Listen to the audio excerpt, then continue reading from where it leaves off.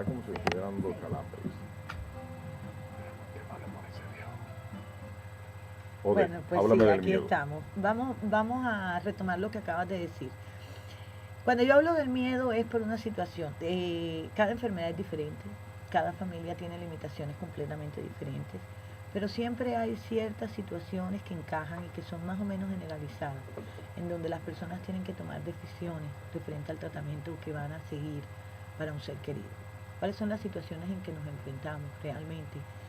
Tenemos el paciente que está en el hospital, que ha sufrido un derrame, que ha sufrido un infarto, que ha tenido se ha caído y se ha partido la cadera, ha tenido una operación, es un paciente que está recién egresado del hospital o va a estar egresado del hospital.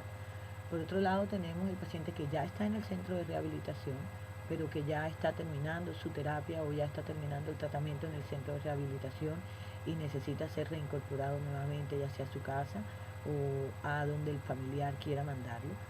Tenemos el paciente que vive completamente solo en su casa, que tiene una condición médica crónica, que tiene diferentes enfermedades agudas. Puede ser el paciente que tenga problemas de azúcar, sumados con problemas de presión, sumados con problemas respiratorios, personas que tengan situaciones complicadas de salud, pero que viven solos en su casa, pero tienen todavía la facultad de poder atender su diario vivir, aunque vivan solos. Estas son las situaciones más generalizadas en donde nos encontramos, pero ¿qué es lo que pasa? Cuando una familia o un paciente sufre un evento, hay un evento que sale completamente del contorno de la rutina de la familia, se crea un caos completo en la familia, porque cada uno trata de coger por su lado.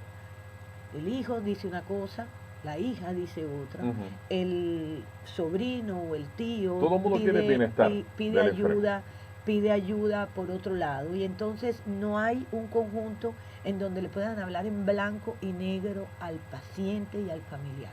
Generalmente en este caso vamos a hablar del familiar porque el paciente está, vamos a suponer, el paciente acaba de tener un derrame. Ajá. El paciente está en rehabilitación, el paciente va a salir del hospital, pero tiene parte de su cuerpo inmóvil, necesita terapia. Entonces lo primero que se le puede recomendar a un paciente recién egresado del hospital en estas condiciones es ser trasladado a un centro de rehabilitación por un tiempo prudencial. Yo quiero hacer un llamado a la comunidad para que la gente cuando esté en esta situación utilice este tiempo como un tiempo en donde sea un tiempo para tomar decisiones, porque esperan hasta que el momento del centro de rehabilitación el tiempo se les haya acabado y todavía hay 2, 3 días antes de que el paciente va a ser dado de alta del centro de rehabilitación y ellos no saben todavía cómo va a ser la continuación del tratamiento de ese ser querido. ¿Por qué pasa esto? Por el miedo al cambio. ¿Por qué? Porque la gente está acostumbrada a que van a una clínica por tantos años y han tenido a su médico de cabecera durante tantos años, conocen a la muchacha que les da el cafecito, conocen al transportador, conocen a la persona que les da la medicina en la farmacia, y esto es perfectamente entendible. Entonces la gente piensa que cuando la persona salga del centro de rehabilitación va a suceder un milagro y la persona va a volver a tener las facultades que tenía antes de haber sucedido el evento, un poco limitadas, pero dentro de la familia existe esa esperanza de que el paciente va a pasar al centro de rehabilitación y se va a mejorar considerablemente, y una vez que esté listo para regresar a la casa, el cambio en su rutina va a ser mínimo.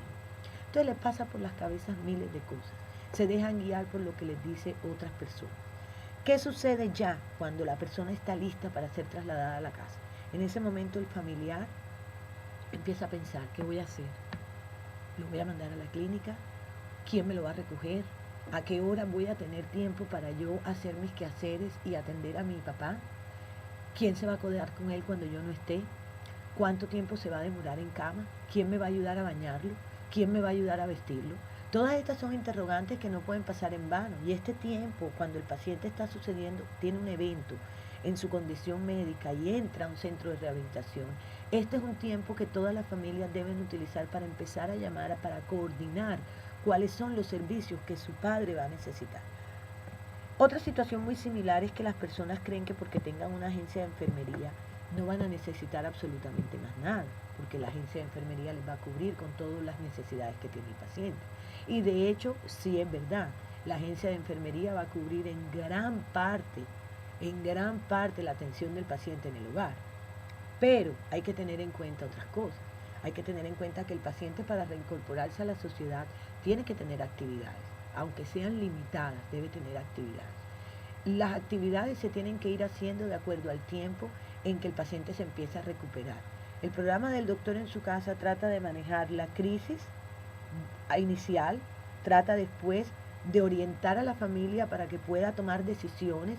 Si el paciente está en un HMO y el HMO no le recibe o no le favorece, tomar decisiones para ver si es favorable, entonces cambiarse a otro plan o quedarse en Medicare libre. Si el paciente no tiene Medicaid, tener el momento para abrir el Medicaid del paciente, para poder afiliarlo en programas de waivers o programas de diversion que se conocen así, que toman tiempo, toman 60 días, para que tengan los beneficios del cuidado personal. Porque la gente piensa que si el paciente tiene Medicaid, entonces ya tiene el cuidado personal, pero lo que tiene el cuidado personal es 1 hora al día. Si el paciente tiene una necesidad médica porque acaba de sufrir de un derrame o tiene parte de su cuerpo inmóvil que necesita utilizar Pampers o necesita que le ayuden a dar la comida, usted necesita más de 1 hora de ayuda. Claro. Necesita por lo menos 2 o 3 horas de ayuda, y estos programas se pueden conseguir a través de programas del Diversion o programas de Medicaid, que son programas que se llaman waivers. Pero esto no es sencillamente por el hecho de tener Medicaid, ya tienen este derecho adquirido. Este tiempo tienen que utilizarlo para poder organizar el tratamiento del paciente. Una vez que el paciente esté en la casa, ya se continúa con el tratamiento, dependiendo de la cantidad de ejercicio físico, de la cantidad de terapia, de la cantidad de nivel al que el paciente puede estar sometido de actividad. Y una vez que el paciente tenga un poco más de libertad y un poco más de dominio para poder hacer actividades, nosotros recomendamos también que vayan a hacer actividades. Y tenemos programas en donde llevamos a los pacientes, por ejemplo, no necesariamente pueden ser todos los días, después de que tengan los programas abiertos podemos llevarlos 1 vez, 2 veces a la semana, hacen actividades en programas de daycare, en sitios donde van a jugar ajedrez, donde van a hacer terapia de relajación, donde van a estar rodeados de otras personas.